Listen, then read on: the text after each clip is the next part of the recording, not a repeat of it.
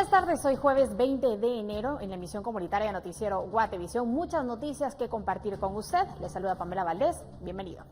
El Ayuntamiento de Antigua Guatemala compartió este jueves un video con la secuencia de la persecución y captura de dos sujetos que habían introducido por la fuerza a una mujer a un vehículo.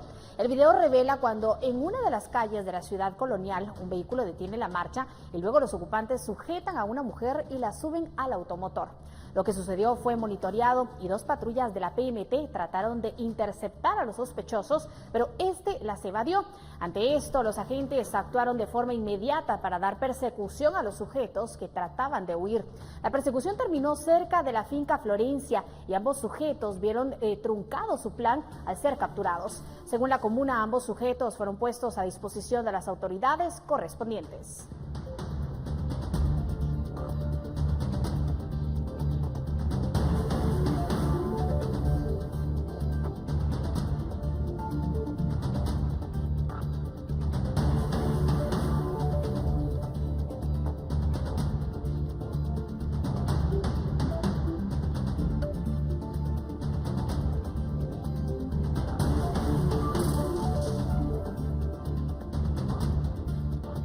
Y en redes sociales fue compartido un video que muestra la forma de operar de un sujeto que roba algunos objetos de un vehículo. La página de Facebook La Parroquia compartió la grabación del ilícito que se registró en la colonia El Quintal, en la zona 6 de la capital. En el video se observa cuando el sujeto se acerca a algunos vehículos que están estacionados. Posteriormente intentó abrir uno de estos. Luego se dirigió a otro carro y abrió la puerta y pudo ingresar. Estuvo varios segundos inspeccionando lo que había adentro. El video continúa y en otra toma se ve cuando inspecciona otra área del carro, supuestamente con la intención de robar la batería.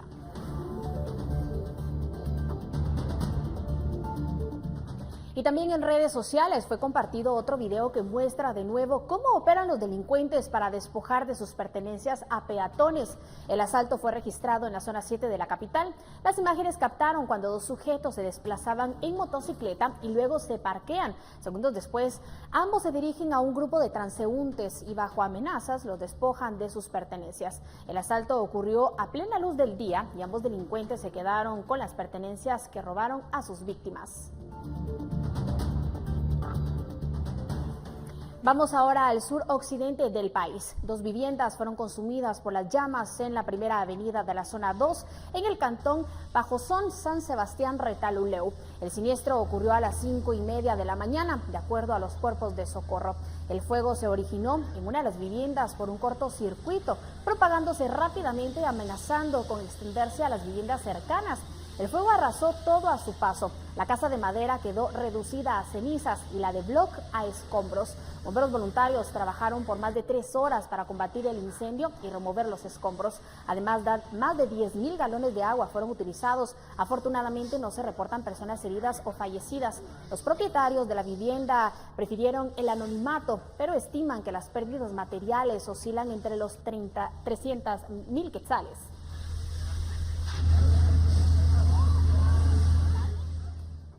Un bus de los transportes Veloz quichelense chocó contra un pick-up y cayó a una hondada en el kilómetro 152 de la carretera de Chichicastenango a Santa Cruz del Quiché. Según los pasajeros, la unidad llevaba más de 40 usuarios. El piloto viajaba a excesiva velocidad y al encontrar al vehículo liviano no lo pudo esquivar. Según los bomberos municipales departamentales, únicamente se reportaron pasajeros con crisis nerviosa. El presidente de la gremial de transportistas aseguró que la pugna entre pilotos de buses que viajan de Santa Cruz del Quiché a Guatemala son la causa de los accidentes, motivados por las autorizaciones que la Dirección General de Transportes otorgó a varias líneas para viajar en el mismo horario. El problema que se tiene grandemente es que hay horarios donde tienen registradas a 2, 3 licencias y esos buses en el trayecto se van peleando el pasaje a excesiva velocidad y ha sido el problema de varios accidentes. Personalmente he invitado al señor gobernador para que venga el director de transportes a Santa Cruz de Quiché y podamos dialogar y buscar una solución pacífica a toda esta situación en donde estén presentes las partes y que entren a convenios para regular todo el problema de horarios. Pero el gobernador no lo ha hecho. Nos dice, está bueno, y vamos a ver qué hacemos. Las autoridades municipales de Santa Cruz del Quiché y los transportistas decidieron obviar el semáforo epidemiológico y abrir el transporte urbano, regresando a cobrar la misma tarifa que regía antes de la emergencia del COVID-19, mientras en el resto de municipios se continuará cobrando el 100% de aumento. Tras una reunión sostenida entre el alcalde de Santa Cruz del Quiché y los transportistas, las partes decidieron obviar el semáforo epidemiológico del COVID-19 y regresar a la normalidad en el transporte urbano de la ciudad. A partir de mañana, regirá el mismo costo del pasaje que se tenía antes de la pandemia del COVID-19 y los pilotos podrán llenar las unidades. Regresa a la normalidad, cada una de las comunidades conoce y sabe el costo que anteriormente tenía el pasaje de la comunidad hacia el municipio de Santa Cruz del Quiché, y eso vuelve a la normalidad. Pedirle de favor a los usuarios, a la población, para que ellos observen y ellos decidan y si abordan un microbús que venga lleno o esperan otro que venga medio lleno. En contradicción cayeron los transportistas, ya que el costo del pasaje de los diferentes municipios a la cabecera departamental continuará igual, cumpliendo, dijeron ellos, con el semáforo epidemiológico del COVID-19. Las denuncias son múltiples en el sentido de que las unidades van llenas y en muchos casos cobrando el 100% de aumento. Los transportistas incumplirán el semáforo epidemiológico en la cabecera y lo cumplirán en los municipios. El mismo gobierno estableció los semáforos y estamos actuando en ley. Otra cosa es que la gente realmente se está aprovechando y de eso, más por eso fue la reunión del día de hoy. La verdad es que al gobierno se le fue ya de las manos la pandemia. En relación al costo del pasaje de Quiché a Guatemala, seguirá con el 100% de aumento, con las unidades llenas y sin control de las autoridades. Para Noticiero Guatevisión reportó Héctor Cordero. Y pilotos del transporte extraurbano son los más multados en Escuintla por exceso de velocidad, lo que pone en riesgo la vida de pasajeros y de otros pilotos. Ante los accidentes ocurridos en los últimos días, la Policía Municipal de Tránsito incrementará operativos en las principales rutas que atraviesan este municipio. A mediados del 2021, la PMT de Escuintla implementó operativos con velocímetros para multar a pilotos que infringían los límites de velocidad, colocando por semana más de 800 multas por este tipo de infracción, siendo los pilotos de buses extraurbanos los que más fueron sancionados y quienes además no pagan sus remisiones y continúan manejando a alta velocidad. Ya iniciamos con operativos de verificación de buses y transporte pesado, motocicletas, para constatar que cada quien pues esté cumpliendo con lo referente a la ley y reglamento de tránsito y sus artículos. De hecho, pues el día de ayer se registró un operativo en lo cual pues se consignaron 4 buses de diferentes rutas, de una Esmeralda, lo cual pues este conductor tenía 18 multas pendientes de pago. Igualmente se verificó en el sistema que fueron, la mayoría es por el exceso de velocidad, y fue consignado a lo que es el predio municipal. De esta cuenta y ante los últimos percances viales, este ente retomará los operativos de control de velocidad no solo para los buses extraurbanos, también serán sancionados pilotos del transporte pesado y aquellos que vayan a gran velocidad en vehículos livianos. Pasado estuvimos haciendo operativos de velocímetro, igual este año vamos a comenzar.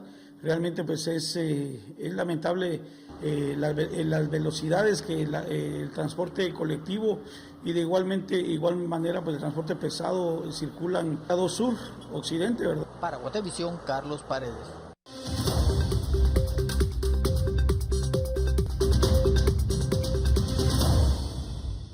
En el ámbito internacional, la Organización Mundial de la Salud sugirió que las limitaciones a los viajes internacionales se dicten de forma limitada y basada en los datos, después de que en noviembre pasado la alerta por la variante Omicron afectara nuevamente el tráfico aéreo global. Las medidas de viaje, por ejemplo, el uso de mascarillas, realización de pruebas, aislamiento y cuarentena deben basarse en la evaluación del riesgo y evitar que la carga financiera recaiga sobre los viajeros, aseguró la OMS en una de sus recomendaciones. Ante el desigual reparto de vacunas que persiste a nivel global y las dudas sobre la eficacia de estas a la hora de frenar la transmisión, el Comité de Emergencia de la OMS insiste en que los gobiernos no deben exigir prueba de vacunación a los viajeros. y los creadores de la vacuna rusa Sputnik V defienden su eficacia contra la variante Omicron del coronavirus. El Fondo Soberano ruso aseguró que su inmunizante tiene un efecto neutralizador de la actividad viral 2 veces superior que a la de su competidora Pfizer. La afirmación se basa en un estudio de un laboratorio italiano en asociación con investigadores del Centro Gamaleya, inventor de Sputnik V. La vacuna rusa no ha sido aún aprobada por la Organización Mundial de la Salud, un proceso que lleva bloqueado varios meses a raíz de desencuentros con Moscú en cuanto a las informaciones a aportar. ¿Listo? Sí. Al menos 2 personas murieron por la explosión de una bomba este jueves en la ciudad de Lahore, Pakistán. Entre las víctimas se encuentra un niño de 9 años. La policía informó de más de una veintena de heridos. La detonación tuvo lugar en el barrio comercial Anarkali de Lahore. Las primeras investigaciones señalan que la explosión fue causada por un artefacto provisto de un temporizador y colocado en una motocicleta. La agresión fue reivindicada por un portavoz del Ejército Nacionalista de Baluchistán, uno de los varios grupos étnicos separatistas que llevan años librando una insurgencia en el sureste de Pakistán.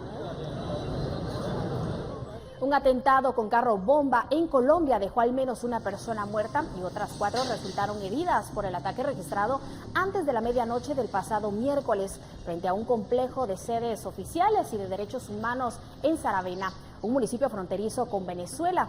El ejército colombiano señaló que el ataque fue perpetrado por guerrilleros que marginaron del acuerdo de paz con la exguerrilla FARC.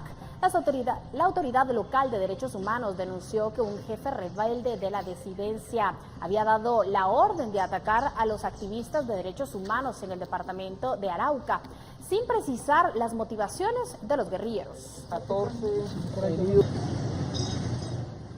Y desde el primer día en la oficina Oval, el presidente estadounidense Joe Biden se comprometió a trabajar por establecer una política migratoria más humana y con el fortalecimiento de alianzas estratégicas para enfrentar el incremento de migrantes en la frontera sur.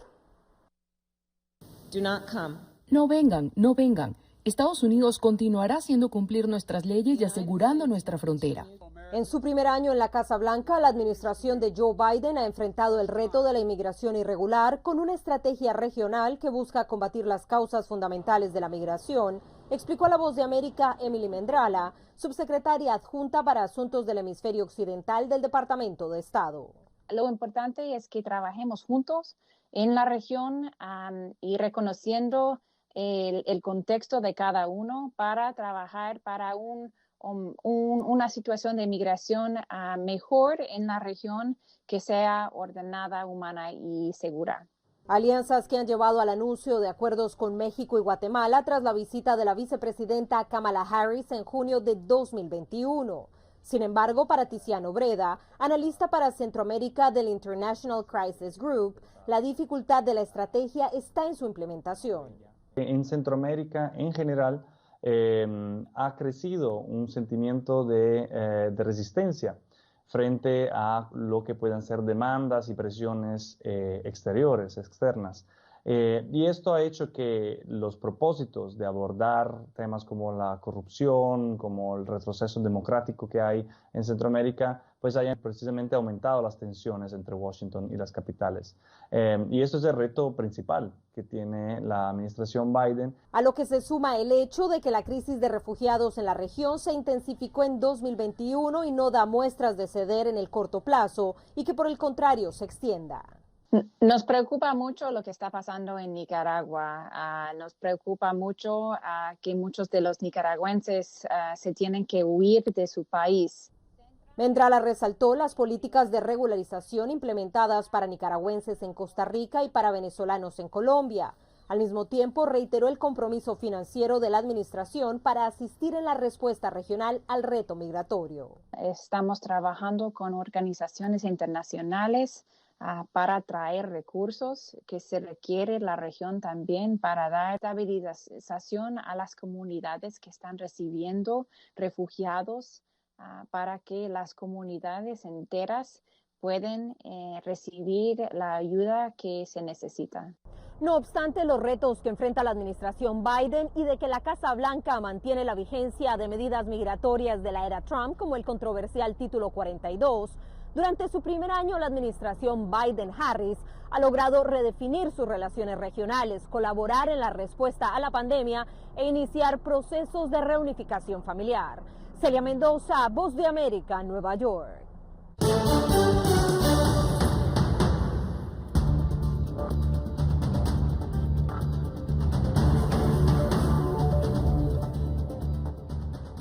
¿Qué ocasionan los retumbos que se han registrado en diversos puntos del área metropolitana? Luego de la pausa hablaremos de este tema para hablar con expertos y vecinos.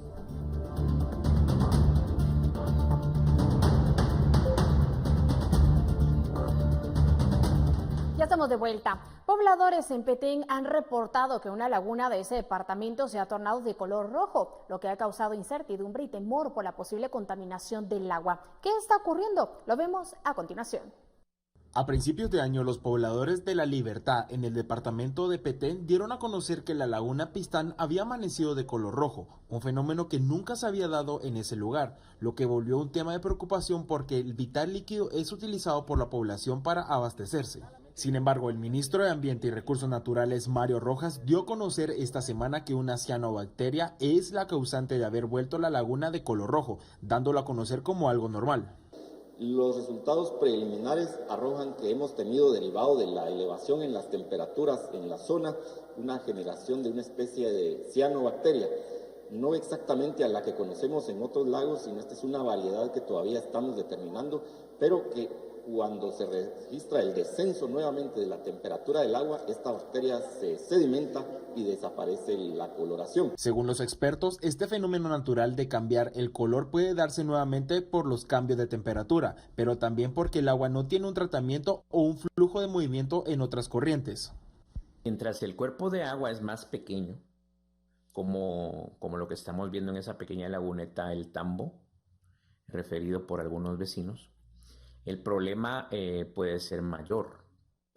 La concentración de un contaminante en un medio acuoso depende de la cantidad del contaminante. Hablemos, por ejemplo, de cianobacteria, de la concentración de cianobacteria, pero también del volumen de solvente, y el solvente natural es el agua. Mientras más cantidad de agua tengamos, la concentración se reduce. Según Morales, la falta de responsabilidad de las autoridades de cuidar las lagunas, ríos y entre otros va a ocasionar que fenómenos como estos se sigan dando por la falta de tratamiento. Reportó para Noticiero Guatevisión, Fernando Cabrera. No importa la hora, no importa el lugar. Llama a los expertos, estamos preparados para darte una asistencia segura. CFS Corredores de Seguros presenta.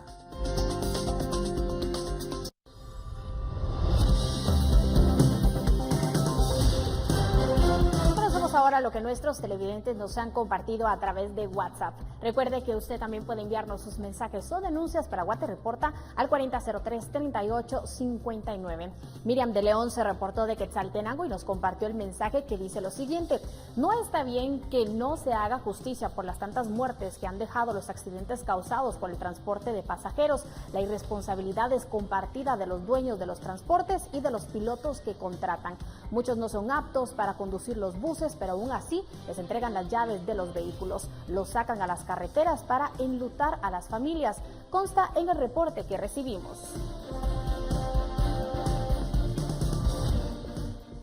Nicolás Aguilar se reportó de la ciudad capital y nos envió videos para manifestar su inconformidad respecto al trabajo que la Municipalidad de Guatemala efectúa en el Boulevard de San Rafael en la zona 18. El problema, según el reporte, es el cambio innecesario del material en la acera, y para sustentar su denuncia nos envió el primer video que muestra la acera en buenas condiciones y un segundo video para mostrar el trabajo que efectúa la referida comuna. La noche del domingo 16 de enero, en la entrada de residencial Fuentes del Valle 2, zona 5 de Villanueva, se registró un incidente entre agentes de la Policía Municipal de Tránsito de San Miguel Petapa y un piloto. El video muestra el momento que un policía utiliza una linterna y le quiebra un vidrio al vehículo. El policía le pegó al carro, yo vi que el policía le pegó. Le quebró el vidrio. Le tomaste video, esos hijos de... Mira qué ladrones, malditos. No. Eso no se hace. No. Tomales video. Espérate. No sean basura, espérate. Yo sí te voy a decir la placa. Espérate. Yo sí te la voy a decir. Placa 870 GQN. 870 GQN. Este policía, estos dos de la moto le tiraron la luz al del carro y le quebraron su parabrisas. En CFS Corredores de Seguros contamos con un grupo de expertos que están preparados para una asistencia personalizada. Somos la buena experiencia de estar asegurado. Presentó. Lamentable situación, con esto nos vamos a una nueva pausa comercial, pero ya regresamos con más.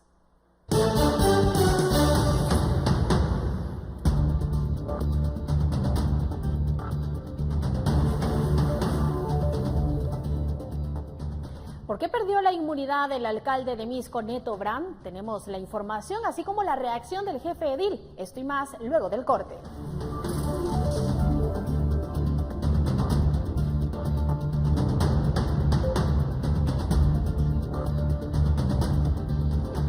Gracias por continuar con nosotros. Desde hace varios días, retumbos preocupan a los vecinos de varios municipios y zonas de la ciudad, quienes temen que esos puedan ocasionar daños a las viviendas. Andrea Domínguez ha hecho un recorrido por varias de estas zonas y también está con un experto en sismología de la Universidad Mariano Gálvez, quienes ya tienen una hipótesis de lo que ocurre y nos da los detalles. Muy buenas tardes, te escuchamos, Andrea. Adelante.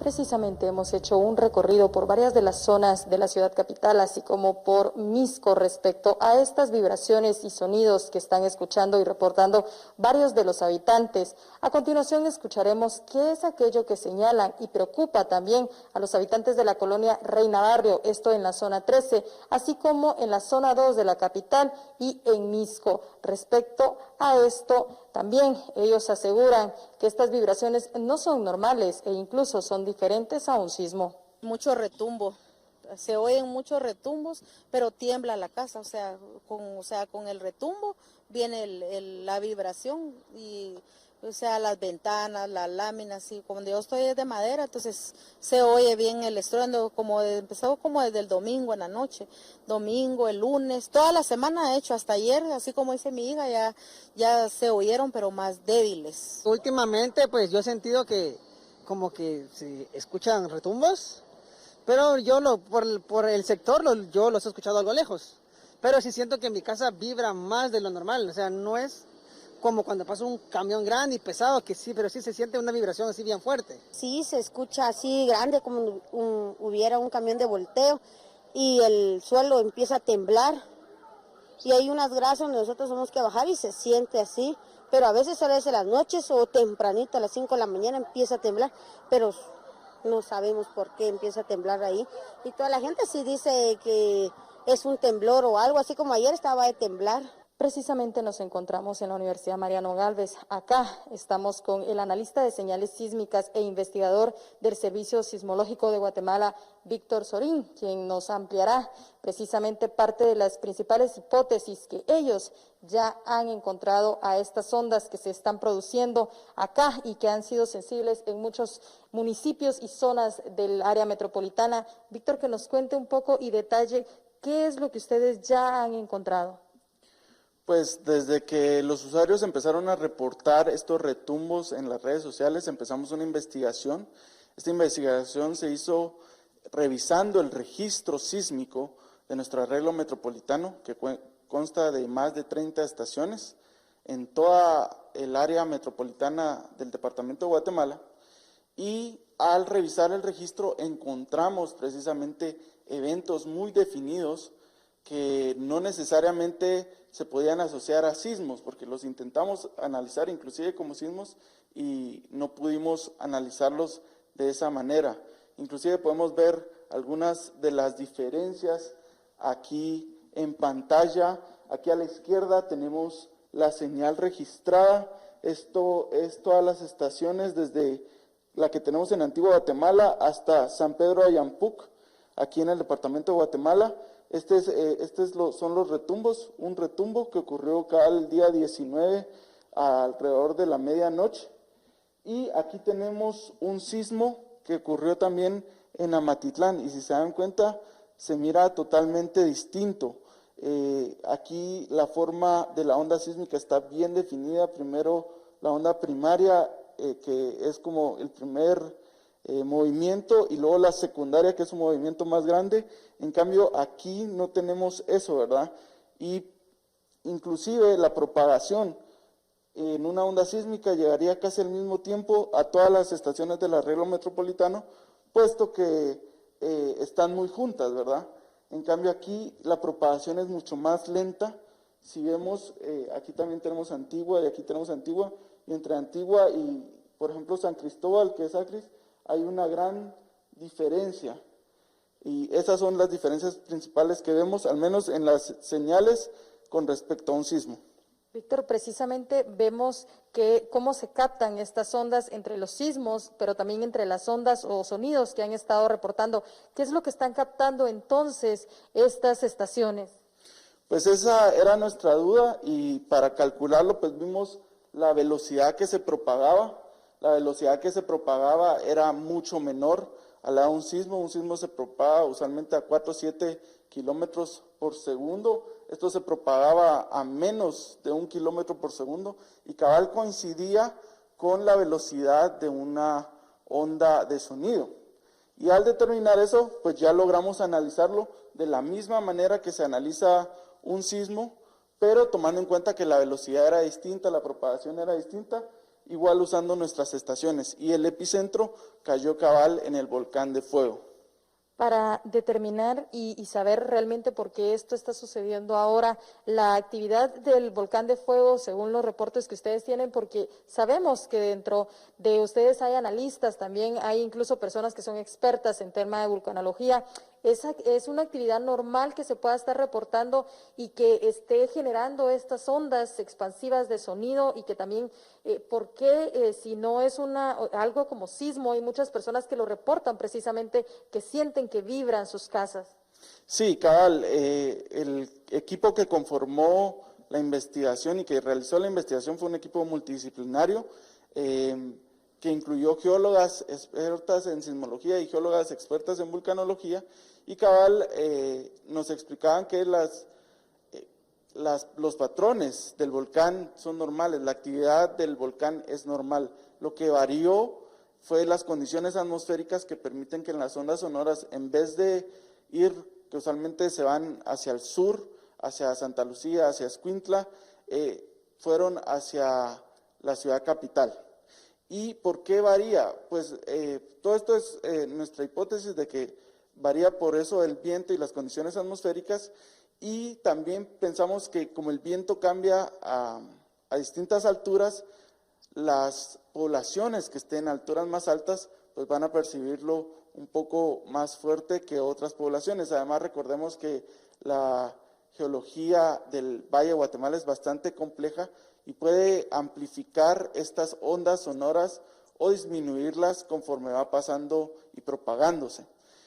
Hay que recordar que si es una onda sonora, pues una onda sonora es una onda mecánica, es una vibración del aire, y esa vibración se puede transmitir inclusive en sólidos. Por eso puede que las ventanas estén vibrando también, por eso también puede que el suelo vibre un poco, y esto se ve reflejado en los acelerómetros, los instrumentos que tenemos instalados.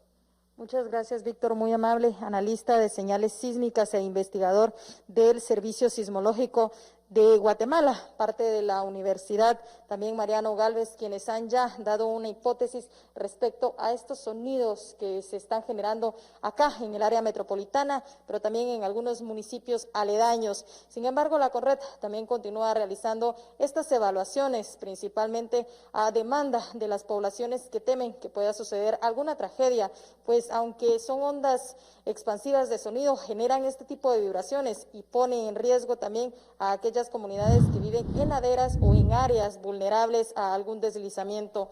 Con esta información y con imágenes de Byron García y Luis Machar, retorno a los estudios, reportó Andrea Domínguez. Muchísimas gracias, Andrea, por tu reporte. Que tengas una excelente tarde. Ahora nos vamos a temas judiciales.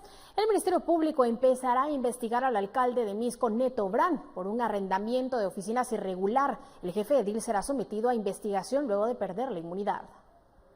El alcalde de Misco, Neto Brand, ha perdido la inmunidad y será investigado por el Ministerio Público debido a que detectaron irregularidades en el arrendamiento de oficinas en las que funcionaron dependencias de esa comuna. Este jueves se conoció que la Sala Primera de Apelaciones le retiró el derecho de antejuicio al jefe edil y ahora será investigado por la Fiscalía contra la Corrupción por el arrendamiento supuestamente anómalo. Brand ha respondido por medio de redes sociales y, como en otras ocasiones, señala que toda la investigación del Ministerio Público está manipulada. Yo calculo que sí tenían planeado probablemente quererme capturar el viernes que pasó. Yo estaba pues ya ahí con el tacuche listo y usted sabe que gracias a Dios he sido un funcionario público trabajador y que da la cara. Estoy siendo víctima de una persecución política. Desde el año pasado seguimos. El Ministerio Público señala que existen indicios de los cuales se puede establecer que en su calidad de alcalde intervino posiblemente de forma artificiosa en procesos de adquisición de servicios mediante contrataciones en arrendamiento de bienes inmuebles en perjuicio de los intereses de esa comuna. Brand es señalado por el Ministerio Público por los delitos de concusión, abuso de autoridad y fraude. El arrendamiento que autorizó fue de 176,000 quetzales. Reportó Edwin Pitán.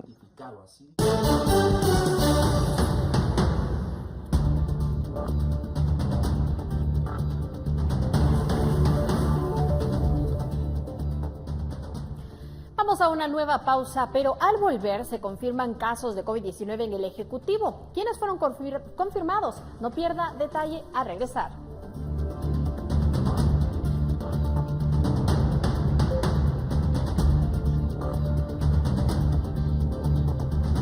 Gracias por continuar con nosotros. El incremento de casos de COVID-19 en enero, resultado por las celebraciones masivas en diciembre, sumado a la confirmación de 2 casos positivos de la variante Delta en Retalhuleu, han alarmado a las autoridades de salud. 226 casos positivos de COVID-19 se han registrado en los primeros 15 días del mes de enero, y 2 casos de la variante Delta han sido confirmados por autoridades de salud de Retalhuleu. El repunte de casos positivos de coronavirus ha sido la consecuencia de las celebraciones masivas en diciembre y ferias patronales en la última semana. Como Dirección de Área de Salud sí estamos preocupados en relación al incremento de casos que hemos tenido. Contarles de que en el mes de diciembre del 2021 solo teníamos 12 casos reportados.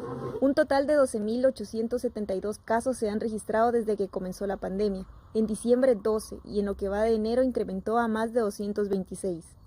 Estamos circulando la variante Delta, no tenemos ningún caso confirmado de Omicron y se han mandado muestras al Laboratorio Nacional.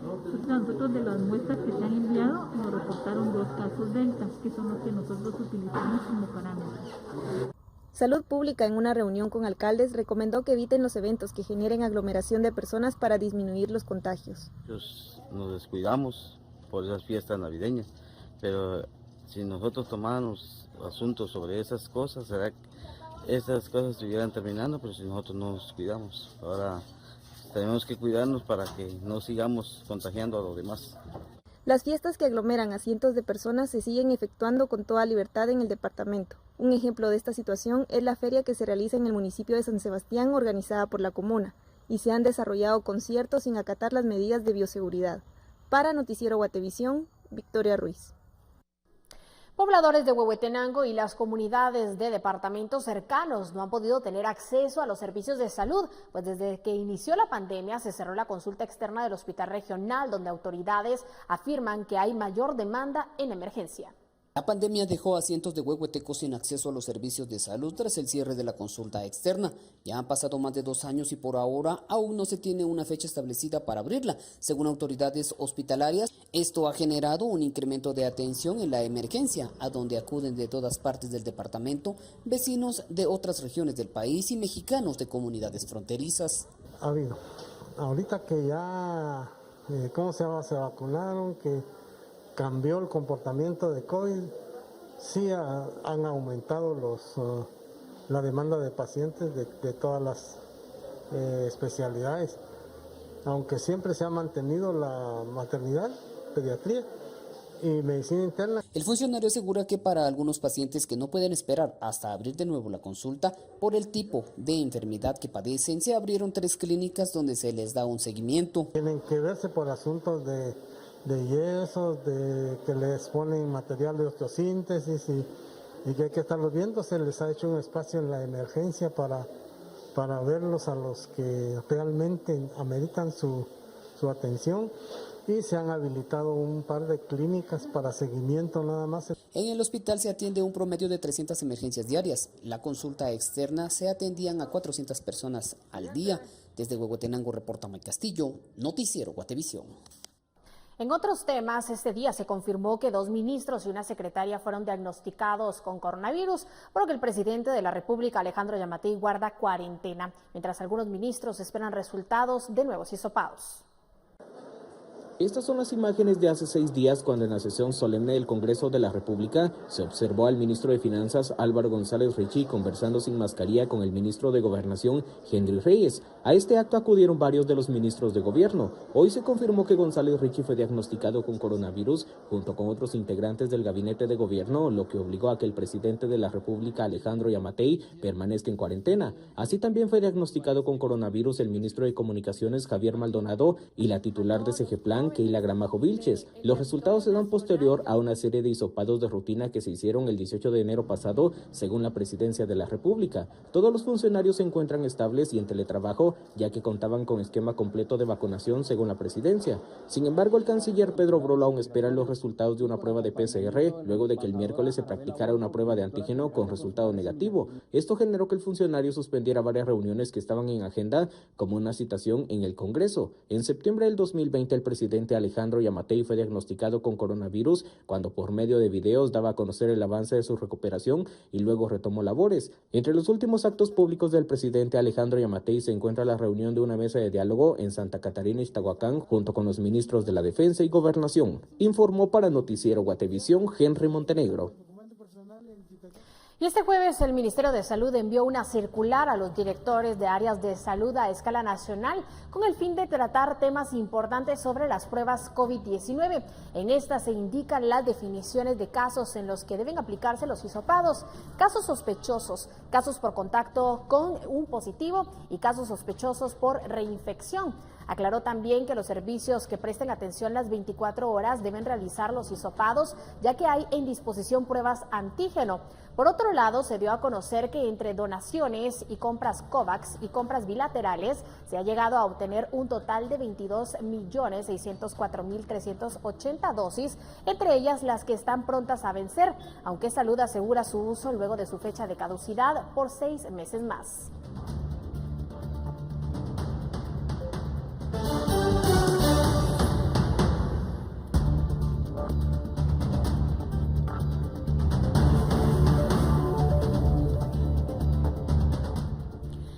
El Supremo Electoral fija fechas tentativas para las elecciones generales de 2023.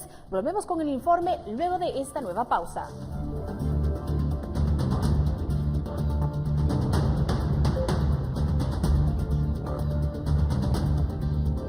Ya estamos de regreso. En un año, el Tribunal Supremo Electoral estará convocando para las elecciones generales del 2023, en donde los guatemaltecos elegirán a las nuevas autoridades. Además, se han dado a conocer las fechas de la primera y segunda vuelta electoral, y es Henry Montenegro con quien nos enlazamos para que nos amplíe detalles. Muy buenas tardes, Henry, te escuchamos. Adelante. Pamela, muy buenas tardes, qué gusto saludarte. Y precisamente el 25 de junio del 2023 será la fecha para la primera vuelta de elecciones. Y si los resultados no se concretan en el caso de la elección presidencial, la segunda vuelta se llevará a cabo el 20 de agosto, según dieron a conocer los magistrados del Tribunal Supremo Electoral. Esto como parte del cronograma que se dio a conocer, en este caso por parte del ente que regula este tema del Tribunal Supremo Electoral. De esa cuenta también, el 20 de enero del 2023 se llevará a cabo la convocatoria de elecciones. Esto tomando en cuenta que hoy finaliza el plazo para que las personas puedan actualizar en el tema de su residencia, esto para que puedan votar en las elecciones del 2023, ya que la ley establece que debe hacerse por lo menos un año antes de la que se haga la convocatoria de elecciones, y de esa cuenta permite que las personas puedan cambiar o actualizar al Tribunal Supremo Electoral si han cambiado de domicilio, eso para que puedan tener un centro de votación más cercano a su casa. Sin embargo, una de las preguntas que ha resultado es el tema de qué pasará con la pandemia, y de esa cuenta las autoridades del Tribunal Supremo Electoral responden lo siguiente respecto a si habrá algún tipo de cambio tomando en cuenta el comportamiento de la pandemia. Recordemos que aquí debemos respetar la legalidad y la institucionalidad, y la ley electoral y de partidos políticos es de rango constitucional, y en ese sentido pues las fechas que se tienen previstas no se pueden alterar.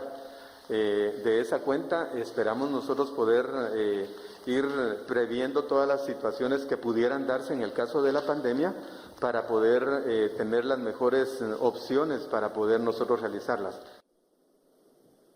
Es que actualmente son 8.4 millones de personas que están empadronadas. Sin embargo, la estimación del Tribunal Supremo Electoral es que antes de las elecciones el número pueda llegar a 10 millones de personas. Esto tomando en cuenta la cantidad de jóvenes que actualmente están tramitando su DPI debido a que ya han cumplido la mayoría de edad. De esa cuenta, hasta la medianoche la sede del Tribunal Supremo Electoral y también el RENAP estará atendiendo para que las personas puedan actualizar sus datos. Con imágenes de Elmer Vargas, informó para el noticiero Guatevisión, Henry Montenegro. Muchas gracias, Henry, que tengas una excelente tarde. Y sobre este tema lo estaremos actualizando, así que esté pendiente de nuestras distintas plataformas digitales, guatevisión.com, prensalibre.com. Vamos a una nueva pausa comercial.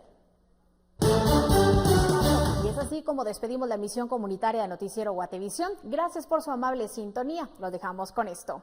Un timelapse grabado esta semana captó la primera luna llena del 2022, iluminando el cielo sobre un lago en Utah, Estados Unidos. Las imágenes compartidas por un fotógrafo estadounidense muestran a la luna brillando intensamente, asomándose a través de las nubes, mientras se mueven por el hermoso cielo azul y púrpura. Soy Pamela Valdés, que tenga la mejor de las noches, cuídese mucho.